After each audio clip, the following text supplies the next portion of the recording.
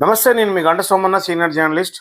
తెలంగాణ పల్లెల్లో పంచాయతీ ఎన్నికల హోరు జోరు ఊపందుకుంది.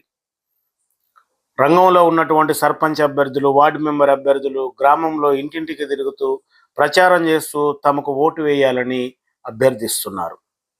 దాంతోపాటుగా గ్రామాల్లో బెల్ట్ షాపుల ద్వారా మద్యం సరఫరా యథేచ్ఛగా కొనసాగుతూ ఉంది. ఓటర్లు ఓటును అమ్ముకునేందుకు సిద్ధపడగా అభ్యర్థులు ఓటును కొనుక్కునేందుకు సిద్ధమవుతున్నారు. ఎవరు ఎక్కువ రేటు పెడితే వారికే ఓటేసే పరిస్థితులు నేటి సమాజంలో నెలకొన్నాయి. ఓటు అనేది ఒక పవిత్రమైనటువంటి విలువైనటువంటి హక్కు. ఆ హక్కును అమ్ముకోవడానికి ఓటర్లు, కొనుక్కోవడానికి అభ్యర్థులు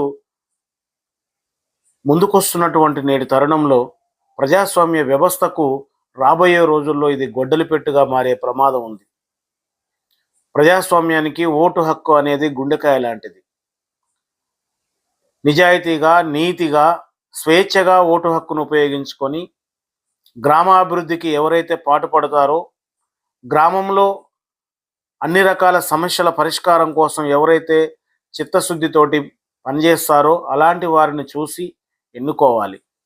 కానీ నేడు డబ్బులు ఎవరు ఎక్కువ ఇస్తారు, మందు ఎక్కువ ఎవరు పోస్తారనే దాని మీదనే సర్పంచ్ ఎన్నికలు ఆధారపడి ఉన్నట్లుగా మనకు జరుగుతున్నటువంటి ప్రచారాలను, పరిణామాలను చూస్తే అర్థమవుతుంది. ప్రజలారా, మనం ఓటు హక్కు అమ్ముకున్నంత కాలం గెలిచిన అభ్యర్థులను నిలదీసి సమస్యల పరిష్కారం కోసం అడిగే హక్కును కోల్పోతాం. కేవలం 1000-500 మందు బుడ్లకు అమ్ముడుపోతే 5 ఏళ్ల పాటు బానిసలుగా మారాల్సి వస్తుంది.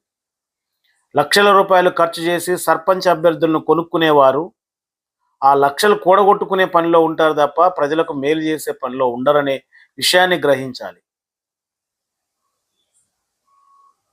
డబ్బులు అడిగేవారు, డబ్బులు ఇచ్చేవారు ఇద్దరు కూడా ఆలోచన చేయాల్సిన అవసరం ఉంది.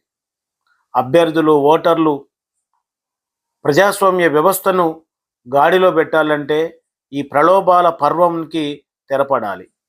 కాబట్టి ఇప్పటికైనా ఇప్పుడు వస్తున్నటువంటి యువతరం రాజకీయ ప్రక్షాళనకు ముందుకు రావాల్సిన అవసరం ఉంది. లక్షల రూపాయలు ఖర్చు చేసి ఓడిపోయి దివాలా తీసి గెలిచి సంపాదించుకునే మార్గాలు వెతుక్కునే బదులు ప్రలోభాలు లేకుండా, ఖర్చు లేకుండా నీతిగా, నిజాయితీగా ఎన్నికలు జరిగేలాగా చూసుకొని ప్రజలకు సేవ చేయండి. ప్రజలు కూడా ఎవరైతే సేవకుడుగా ఉంటారని అనుకుంటారో వారికి మాత్రమే ఓటేయండి.